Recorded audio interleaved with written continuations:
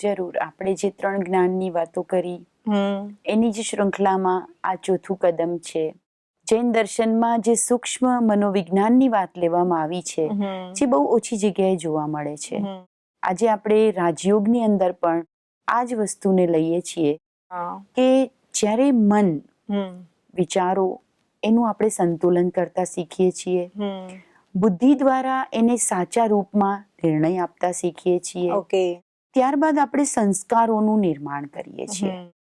આ ત્રણેય વસ્તુના થયા પછી એક વધુ જરૂરત પડે છે કે આપણે આપણું ઇન્ટરનલ મેનેજમેન્ટ તો સારું કર્યું, રાઈટ, પરંતુ જ્યારે આપણે વ્યવહારમાં આવીએ છીએ ત્યારે ઘણી વખત આપણે બધી જ રીતે પોતાને સંયમિત રાખીએ, પોતાને કંટ્રોલમાં રાખીએ, છતાં પણ બીજા લોકોની સાથેના વ્યવહારમાં ક્યારેક ને ક્યારેક કોઈ સ્ટ્રગલ કે મિસઅન્ડરસ્ટેન્ડિંગ આ રીતની ભાવનાઓ ઉત્પન્ન થાય છે.